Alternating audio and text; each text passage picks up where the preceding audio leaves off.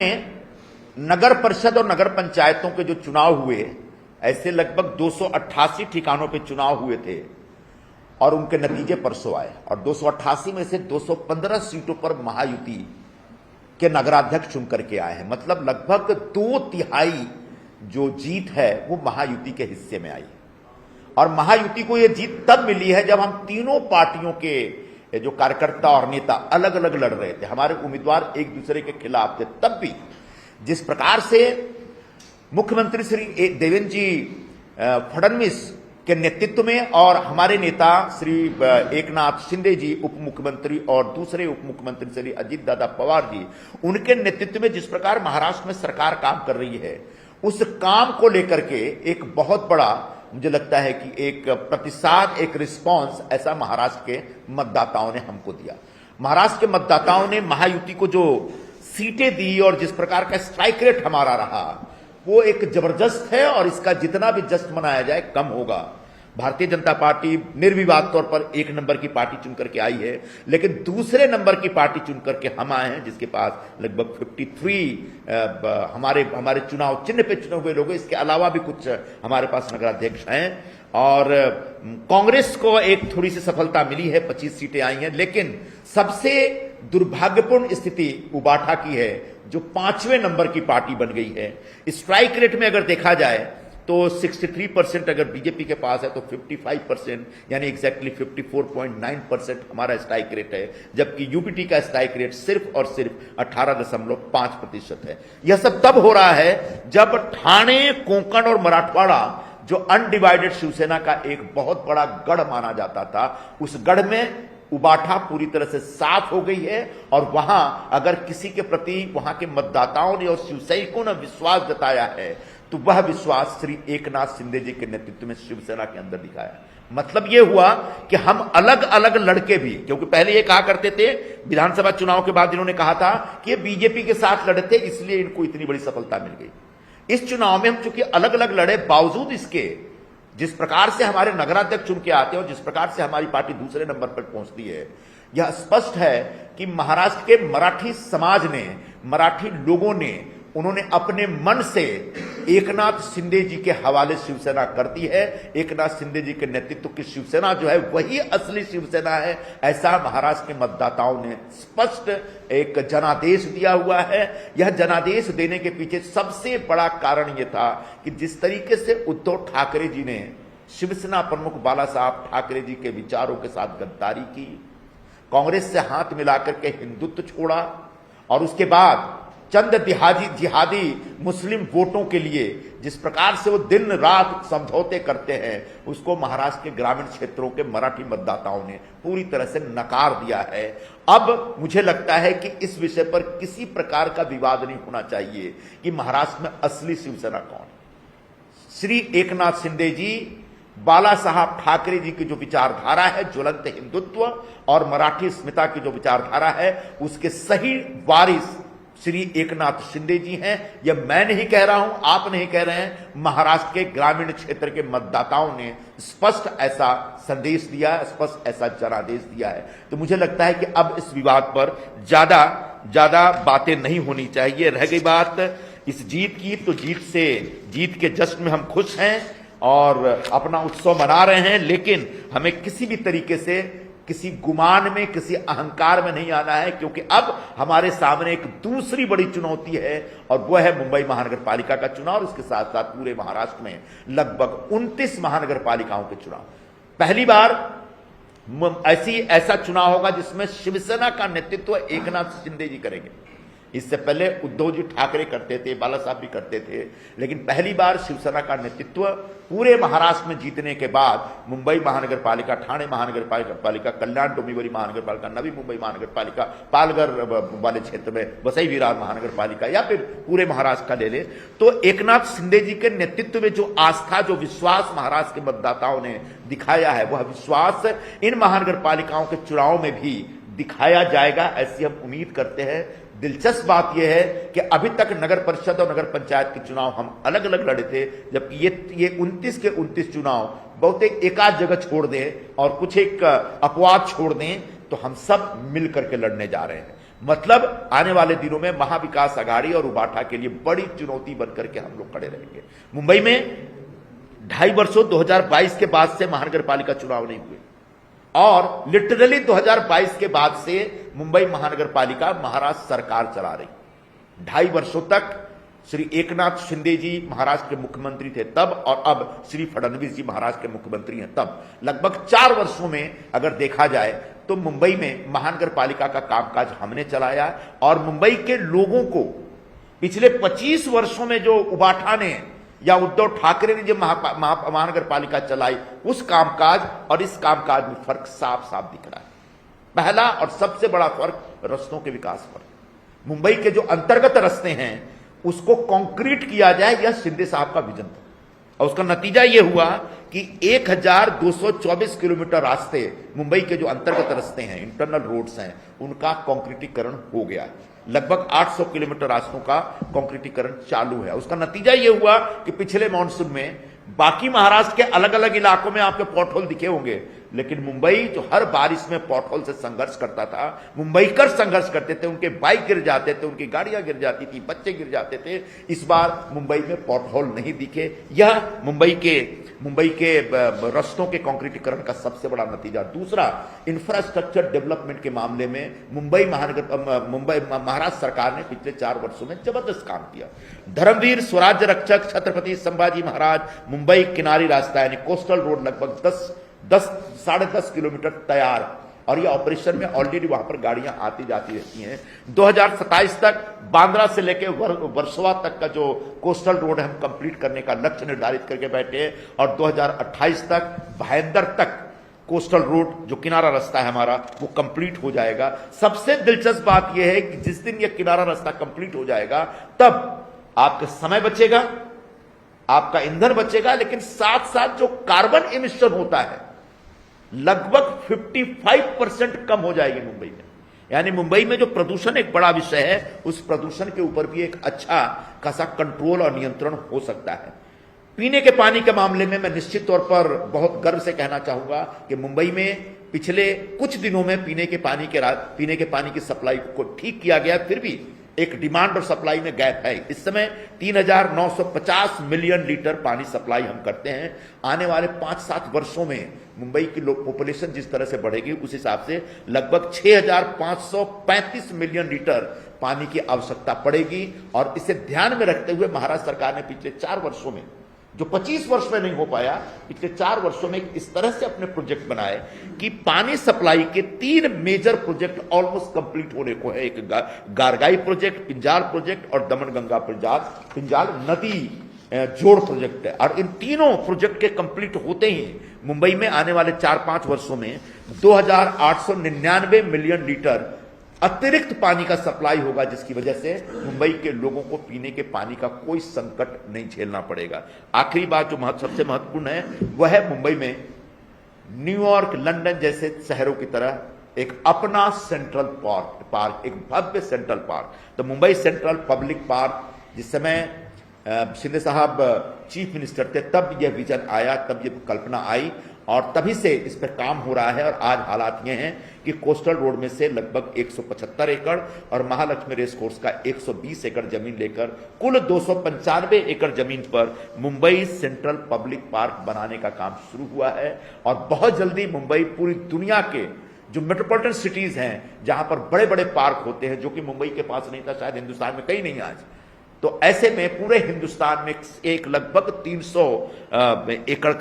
300 एकड़ जमीन पर एक भव्य दिव्य सेंट्रल पार्क बनाने का एक हमारा प्लान है जो कंप्लीट होने जा रहा है। इसके अलावा भी बहुत कुछ काम मुंबई के लिए हो रहा है। मुझे पूरा विश्वास है कि जिस प्रकार महाराष्ट्र के मतदाताओं ने, खासकर मराठी मतदाताओं ने हम पर विश्वास जताया, बिल्कुल मुंबई के भी मराठी मतदाता, उत्तर भारतीय मतदाता और गुजराती मारवाड़ी मतदाता और बाकी सारे समाज के जो मतदाता हैं, निश्चित तौर पर मुंबई में चल रहे विकास के कार्यक्रमों को एक अपना एक समर्थन देते हुए आने वाले दिनों में जो 15 जनवरी को महानगर पालिका की वोटिंग होगी, महानगर पालिका में नगर सेवकों के लिए जो वोटिंग होगी उसमें हमें पूर्ण रूपेण आशीर्वाद देंगे और मुंबई में हमारा अपना महायुति का महापौर स्थापित होगा, ताकि एक एक एक जो कहते हैं ना ट्रिपल इंजन की सरकार मुंबई में चलेगी। उधर मोदी जी के नेतृत्व में सेंट्रल गवर्नमेंट या फडणवीस जी के नेतृत्व में स्टेट गवर्नमेंट, और यहाँ अपना जब मेयर होगा तो एक पूरे आश्वासन के साथ, पूरे विश्वास के साथ मुंबई में जो विकास का कामकाज है उसको और तेजी से हम लागू कर पाएंगे। सर, संजय राउत ने बात कही कि फिर से इस निकाय चुनाव के परिणामों पर ईवीएम पर फिर से टीका बोला है, और ये भी कहा है कि सुप्रीम कोर्ट भी इसके लिए जिम्मेदार है कि वो धनुष कमान के जो चुनाव चिन्ह है उसका मामला टाले जा रही है सिर्फ शिंदे फ्रैक्शन को फायदा पहुंचाने के लिए चुनाव चिन्ह उनको दिया। देखिए, जब नगर परिषद और नगर पंचायतों के चुनाव प्रचार चल रहे थे तभी मैंने यहीं से कहा था कि या चाहे मुख्यमंत्री फडणवीस जी हों या उप मुख्यमंत्री शिंदे जी हों या अजीत दादा पवार जी हों, ये तीनों नेता पूरे प्रचार के दरमियान उन्हें अपना सब कुछ झोंक दिया था। हमारे नेता ने तो लगभग 53 सभाएं एड्रेस की थी, फडणवीस जी ने 44 के आसपास सभाएं एड्रेस की, दादा ने भी बड़े लेवल पर प्रचार किया था। लेकिन तब महाविकास अघाड़ी के जो नेता थे वो अपने अपने घरों में बंद थे। उबाठा के प्रमुख बंद एसी कमरे से प्रेस कॉन्फ्रेंस लेकर अपना प्रचार कर रहे हैं। कांग्रेस वाले भी कोई रास्ते पे नहीं दिख रहे थे, प्रचार में नहीं दिख रहे थे, एनसीपी वाले तो बेचारे दिख ही नहीं रहे थे।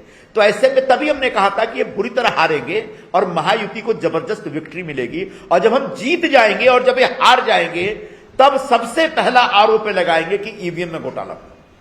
अरे ईवीएम में घोटाले की बात बोलने से पहले आप प्रयास तो करो, प्रयत्न तो करो।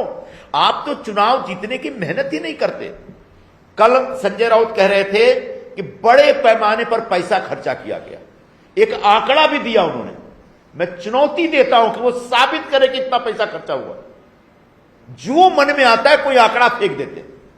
आज कांग्रेस वाले भी बोल रहे थे कि बहुत पैसा खर्चा किया गया। सिर्फ पैसा खर्चा करने से कोई चुनाव नहीं जीतता। ये आप अपनी जान बचाने के लिए बहाना ढूंढ रहे हैं। सच यह है कि महाराष्ट्र में सरकार की तरफ से गरीब लोगों के लिए, कमजोर लोगों के लिए, पूरे महाराष्ट्र के किसानों के लिए, मजदूरों के लिए, लाडली बहनों के लिए विकास का काम, कल्याण का काम जबरदस्त तरीके से हो रहा है, जिसका प्रतिसाद नगर परिषद और नगर पंचायत चुनावों में महाराष्ट्र के मतदाताओं ने हमें दिया है। आप सिर्फ और सिर्फ नकारात्मक प्रचार करते हैं, जिसकी वजह से आपको लोगों ने नकार दिया है। खासकर उद्धव ठाकरे, जिन्होंने बाला साहब जी के साथ गद्दारी की है, जिन्होंने हिंदुत्व से रिश्ता तोड़ा है, जिन्होंने मुस्लिम वोटों के लिए एक तुष्टीकरण की राजनीति शुरू कर दी है, उसके खिलाफ महाराष्ट्र के मतदाताओं ने जनादेश दिया है। इसमें किसी भी ईवीएम का कोई रोल नहीं है और न तो पैसे का कोई जोर है। हां, लोगों का विश्वास, लोगों का जो आशीर्वाद है वो शिंदे साहब, फडणवीस साहब सबको मिल रहा है, क्योंकि वो लोग लोगों के लिए दिन रात तत्पर होकर काम कर रहे हैं। सीट विशेष पे जो बातें आप बोल रहे हैं वह महज अफवाह है, क्योंकि बातचीत अंदर चल रही है, बाहर किसी को कुछ पता नहीं। हां, जो सीटों के डिस्ट्रीब्यूशन को लेकर जो क्राइटेरिया है वो विधानसभा चुनाव की तरह होना चाहिए, ऐसी हमारी अपेक्षा है। विधानसभा चुनाव के समय यह तय हुआ था कि जहां जहां शिवसेना की सिटिंग सीटें हैं, मतलब शिवसेना के जहां जहां विधायक हैं, आमदार हैं, वो सीटें हमें मिलनी चाहिए, और मोटा मोटी तौर पर उसको स्वीकार किया गया था और उसी हिसाब से सीटों का डिस्ट्रीब्यूशन हुआ था। बिल्कुल उसी प्रकार से महानगर पालिका चुनाव में भी जो सीटें हमारी सिटिंग हैं, यानी जो अनडिवाइडेड शिवसेना की सीटें हैं, वो सीटें हमारे खाते में आनी चाहिए। इसके अतिरिक्त जो उबाठा के जो नगर सेवक उनको छोड़ करके हमारे पास आए, जिनको हमने कमिटमेंट दिया है दोबारा चुनाव लड़ाने का, वो सीटें हमको मिलनी चाहिए। और आखिर में जो दूसरी पार्टियों से छोड़ करके हमारे पास लोग आए हैं जो नगर सेवक सिटिंग थे, वो सीटें भी हमको मिलनी चाहिए। तो लगभग 90 और 100 के बीच हमको सीटें मिलनी चाहिए, ऐसी हमारी अपेक्षा है। कांग्रेस ने अकेले लड़ने का फैसला किया है, पर शिवसेना यूबीडी की तरफ से संजय राउत जी ने कहा कि वो वापस और प्रयास करेंगे कि एंड के मोमेंट तक वो कांग्रेस को अपनी तरफ लाने की कोशिश। देखिए, महाविकास अघाड़ी एक पूरी तरह से बिखरी हुई अघाड़ी है। तीनों पार्टियां अलग अलग हो गई हैं। उद्धव ठाकरे जी ने अपनी राजनीतिक साख बचाने के लिए 2019 में कांग्रेस से गठबंधन किया था और उसके बाद लोकसभा में उनको एक थोड़ी बहुत कामयाबी भी मिल गई, बाद में विधानसभा में कुछ कामयाबी नहीं मिली, फेल हो गए। अब वो फिर से अपनी साख बचाने के लिए मनसे से अलायंस कर रहे हैं, और मनसे से अलायंस अगर वो करेंगे तो निश्चित तौर पर कांग्रेस उनके साथ नहीं होगी, क्योंकि अगर कांग्रेस उनके पास साथ होगी तब हम बहुत सारे सवाल पूछेंगे, और ये सवाल सिर्फ मैं नहीं पूछूंगा, मुंबई के लाखों लोग इस प्रकार के सवाल पूछेंगी, और इन सवालों से डर के कांग्रेस महाविकास अघाड़ी छोड़कर भाग गई है। आज उबाठा के सामने एक तरफ खड्डा है, दूसरी तरफ खाई है। अब उबाठा को तय करना किधर गिरना है, किधर बचना है। तो उबाठा की हालत बहुत खराब है। महाविकास अघाड़ी एक बिखरा हुआ गठबंधन है, और आने वाले दिनों में तीनों पार्टियां एक दूसरे के खिलाफ जबरदस्त तरीके से जहर उगलेंगे, और पूरा मुंबई शहर इसको देख रहा है, मुंबईकर इसको देख रहे हैं। मुंबईकरों को पता है कि जब ये एक साथ थे तो महाराष्ट्र में साधुओं की हत्या की जाती थी, मॉब लिंचिंग की जाती थी। जब ये महाराष्ट्र में एक साथ थे तो बड़े बड़े उद्योगपतियों के घर के सामने बारूद सजाया जाता था, बिछाया जाता था। महाराष्ट्र में कोई भी व्यक्ति सुरक्षित नहीं था। इनके गृह मंत्री बियर बारों से हफ्ता लेने के चक्कर में जेल में चले गए थे। तो ऐसी सरकार या ऐसे गठबंधन को फिर से कोई मौका नहीं देना है। मुंबई वालों को मुंबईकरों को पूरी तरह से इस बात का अंदाजा है, और बिल्कुल इसी आधार पर महाविकास अघाड़ी चाहे साथ में लड़े या अलग अलग लड़े, मुंबई के लोग उसको रिजेक्ट करेंगे और महायुति के साथ खड़े रहेंगे। इसके अलावा आप लोग लगातार एक बात कह रहे थे कि अगर हिंदू एकजुट नहीं रहे तो कोई खान मेयर बन जाएगा। महाराष्ट्र के वाशिम में कारंजा नगर परिषद में एमआईएम ने बीजेपी को हराकर पहली बार उनका वहां पे न सिर्फ नगराध्यक्ष बना बल्कि पूरे नगर परिषद पर वो चुनकर आए हैं। इस पर आपका कहां पे? वाशिम में कारंजा नगर परिषद। मुझे नहीं पता इस बारे में। हाँ ठीक है, कहीं कहीं पे भाई मुंबई में भी बहुत सारी जगहों से मुस्लिम नगर सेवक तो चुन के आएंगे। जहां पर मुस्लिम डोमिनेटेड एरिया है वो मुस्लिम डोमिनेटेड एरिया में तो उनके लोग चुन के आएंगे ही आएंगे। नगराध्यक्ष भी बन गया, नगराध्यक्ष बन जाना। जिस तरह से आप बात करें हिंदुत्व का मुद्दा होता है, हिंदू कोड अगर सकता है तो जाहिर है इस तरह की चीजें होने की बात बीजेपी करती रही, आप लोग करते रहे। खान जो है इस पर जो है आप कैसे देखते हैं? और तो कारंजा का रिजल्ट क्या है, मैंने ध्यान नहीं दिया। कारंजा में 17 सीट थी, 16 सीटों पर एमआईएम जीती, 1 सीट बीजेपी जीती। वहां का नगराध्यक्ष भी जो है वो एमआईएम का चुनकर आया है। उसका डर यहाँ भी है क्या? ये जो जिस तरह से वहां होता सब यहाँ पे भी हो सकता है। लेकिन इस समय उबाठा की जो राजनीति चल रही है, जिस तरीके से संभाजीनगर से एक मामू को बुला करके उसको माला पहनाया गया और मामू के हाथ में नेतृत्व दिया जा रहा है, वो मामू जिसने संभाजीनगर के नामकरण के खिलाफ सिग्नेचर कैंपेन चलाया था, वो मामू जो याकूब मेमन को फांसी की सजा के खिलाफ कैंपेन चलाया था, ऐसे मामुओं को जब जमा करेंगे उद्धव जी ठाकरे तो निश्चित तौर पर खतरे दिखेंगे। उन खतरों के प्रति सावधान रहना है, और मुझे लगता है मुंबई के लोग सावधान हैं। मुंबई में हर हाल में महायुति का ही महापौर होगा, और निश्चित तौर पर उबाठा का कोई मामू या खान मुंबई का महापौर नहीं बनेगा, और अगर उसको बनाने का कोई प्रयत्न हुआ तो उस प्रयत्न को नष्ट किया जाएगा। सर, राज ठाकरे और उद्धव ठाकरे साथ में आने से मराठी वोटर एक तरफ एंटी ठाकरे झुकाव हो सकता है,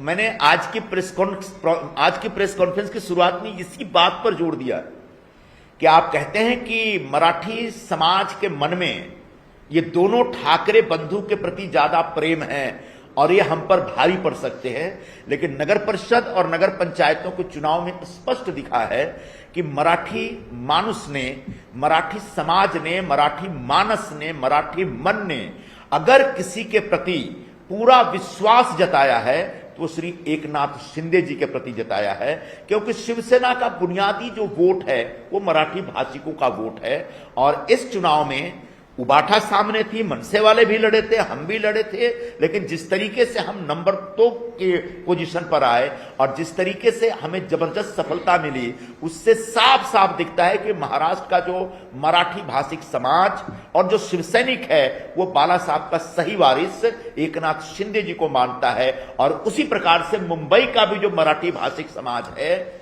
वह भी बाला साहब का सही वारिस, बाला साहब के विचारों का सही वारिस एकनाथ शिंदे जी को मानते हुए शिवसेना के हक में अपना पूरा विश्वास जताएगा। मुंबई हो या ठाणे हो, कल्याण डोंबिवली हो या फिर वसई विरार हो या नवी मुंबई हो या बाकी के महानगर पालिका हो, इन तमाम महानगर पालिका चुनाव में मराठी समाज इन ठाकरे बंधुओं का जो एक पूरा जो एक उनका जो एक जो दिखावे की राजनीति चल रही है, उस पूरी राजनीति को नकार देंगे। सर, एक सवाल, बीएमसी चुनाव की जब बात आती है तो शिवसेना हो या कांग्रेस हो, उनकी तरफ से सवाल ये उठाया जाता है कि अगर बीजेपी के पास बीएमसी गई तो जो मराठी मानूस है उसके हाथ से मुंबई चली जाएगी, इस तरह से डर दिखाया जाता है। आप लोगों की तरफ से कहा जाता है कि अगर उनकी तरफ जीत हुई तो कोई खान नहर बन जाएगा, तो इस तरह से इस पे डर की राजनीति दिखाई जा रही है। ये उबाठा वालों का एक जोरदार दुष्प्रचार है कि भारतीय जनता पार्टी की सत्ता आने का मतलब मराठी समाज कमजोर होगा। ये उनका एक दुष्प्रचार है। अब बताइए, महाराष्ट्र के मुख्यमंत्री कौन है? वो किसी दूसरे प्रदेश से आते हैं क्या? खुद ही महाराष्ट्रियन है। दोनों उप मुख्यमंत्री कौन है? दोनों महाराष्ट्रियन हैं। उनके जो आमदार हैं, उनके जो नगर सेवक हैं, उनके जो मंत्री हैं, वो कौन लोग हैं? ये सब महाराष्ट्र के मराठी लोग ही हैं। तो शिवसेना को चूंकि मराठी, शिवसेना कह रहे उबाठा को चूंकि मराठी लोगों की एक पॉलिटिक्स करनी है, मराठी लोगों की भावनाओं को भड़काना है, इसलिए इस प्रकार का दुष्प्रचार करते हैं, जिसका मुंहतोड़ जवाब नगर परिषद और नगर पंचायत चुनावों में महाराष्ट्र के तमाम मराठी भाषिकों ने दे दिया है। और जैसे महाराष्ट्र के तमाम मराठी भाषिकों ने नगर परिषद चुनाव में जवाब दिया, बिल्कुल उसी तरीके से मुंबई के मराठी भाषिक समाज भी महायुति के साथ खड़े रहेंगे और उबाठा और मनसे के दुष्प्रचार को पूरी तरह से नकार देंगे। सर, सीट शेयरिंग को लेके आप लोगों में बातचीत हो रही है बीजेपी और शिवसेना में, लेकिन ऐसा लग रहा है कि बीजेपी का पलटा भारी है। बीजेपी जितनी सीटें देना चाहती है उतनी सीटें देगी, और अपोजिशन की तरफ से ये कहा गया है कि बीजेपी कोई भी पार्टी को बड़ा बनने नहीं देती है, धीरे धीरे वो पार्टी को खत्म करती है। तो देखिए, जब आप गठबंधन करते हैं और उसमें 2-3 पार्टियां होती हैं, तो सभी पार्टियों की अपेक्षा होती है कि ज्यादा से ज्यादा सीटों पर उनके उम्मीदवार उतरे, ज्यादा से ज्यादा सीटें उनके खाते में आए। इसमें कोई गलत नहीं है। सभी पार्टी को अपना भविष्य मजबूत करने के लिए, अपने ज्यादा से ज्यादा कार्यकर्ताओं को मौका देने के लिए प्रयास करना चाहिए, और इसीलिए पार्टियों के बीच सीट शेयरिंग के ऊपर चर्चा होती है। तो सीट शेयरिंग पे चर्चा हो रही है। बीजेपी की अगर अपेक्षा है उनको ज्यादा सीटें मिलनी चाहिए, तो मैं गलत नहीं मानता। बिल्कुल बीजेपी सही सोच रही है, लेकिन बिल्कुल उसी तरह से हम भी सोच रहे हैं कि हमको भी ज्यादा से ज्यादा सीट मिलनी चाहिए, हम भी गलत नहीं है। तो अब यही बातचीत होगी, और पॉलिटिक्स में इन्हीं बातचीतों के जरिए बहुत सारे विवादों को, बहुत सारे मतभेदों को दूर किया जाता है, और जो होती है, जो आपसी जो एक खींचतान होती है, उसको खत्म किया जाता है। तो आने वाले 24 घंटे या 48 घंटे में आपको दिखेगा कि शिवसेना और बीजेपी के बीच मुंबई महानगर पालिका चुनावों के लिए जो सीटों का जो शेयरिंग का जो सीट शेयरिंग का जो बातचीत है वो कंप्लीट होगी, और हमें हमारी अपेक्षा के अनुसार जो हम चाहते हैं उतनी सीटें मिलेगी, और निश्चित तौर पर बीजेपी भी जो चाहती है उसको भी अपनी अपेक्षा के हिसाब से सीटें मिल जाएगी। सर, थोड़ी देर पहले एनसीपी शरद पवार फैक्शन के रोहित पवार जी ने ट्वीट करके बाला साहेब थोरात के ऊपर एक इंपॉर्टेंट आरोप किया है। उन्होंने कहा है कि उनके वर्कर्स ने इलेक्शन में बीजेपी के लिए काम किया, तो वो जो महाराष्ट्र की स्थायी कांग्रेस लीडर्स है उनको बीजेपी की बी टीम होने का उन्होंने ऑलरेडी टैग दिया। ऐसा होता है, जब व्यक्ति चुनाव हार जाता है तो जो उसके अपने सहकारी होते हैं उसके चरित्र पर भी वो शक करते हैं। कल तक एनसीपी शरद पवार और कांग्रेस पार्टी दोनों एक साथ थे, दोनों एक दूसरे के साथ मंच शेयर करते थे।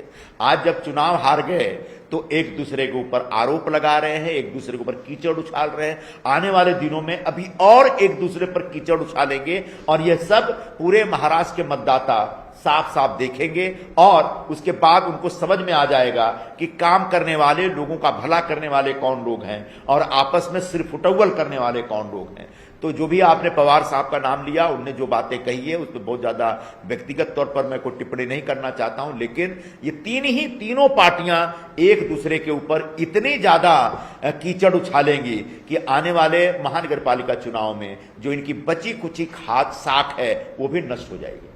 सर एक आखिरी सवाल, जिस तरह से देखा जा रहा है, कभी संजय राउत जाते हैं राज ठाकरे के घर पे, कभी उद्धव ठाकरे जाते हैं राज ठाकरे के घर पे।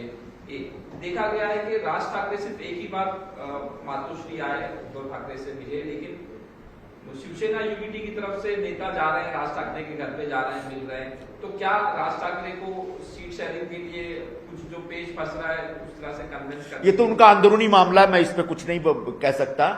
कौन किसके घर में कितनी बार जा रहा है और उसको जाना चाहिए कि नहीं जाना चाहिए, इस पर मुझे बहुत कुछ नहीं कहना है, वो उनका विषय है। लेकिन मैं बहुत पहले इसी मंच से आपके सामने बोल चुका हूं कि मनसे का जो टोटल वोट बैंक है वो 1.5% और उद्धव ठाकरे जी की पार्टी के पास सिर्फ 9 नगराध्यक्ष आए, 18% का वो है उनका स्ट्राइक रेट है। वोटिंग परसेंटेज देखेंगे तो और भी कम मिलेगा आपको। ऐसे में ये दोनों मिलके कोई बहुत बड़ा चमत्कार कर देंगे, मुझे नहीं लगता। मैंने बहुत पहले कहा था कि दो जब शून्य मिलते हैं तो एक बड़ा शून्य ही बनता है। तो ये सिर्फ मीडिया का हाइप है, मीडिया में बैठे लोग ढूंढते रहते कौन किसके घर जा रहा, कौन कितनी बार मिला, कितने चाय पिए, चाय में समोसा था कि बटाटा बड़ा था। ये मीडिया में बहुत इस तरह की रिपोर्टिंग होती रहती है। सच है कि मुंबई के लोगों के अंदर इन दोनों भाइयों की जो एक वैचारिक जो वो है खोखलापन है, उसको देखते हुए उनमें विश्वास नहीं रह गया है। दोनों भाई कितने भी मिले, कितने भी एक दूसरे के साथ चुनाव लड़ रहे हैं, इस बार मुंबई महानगर पालिका चुनाव में दोनों भाइयों को नकार देंगे मुंबई के मराठी भाषिक लोग।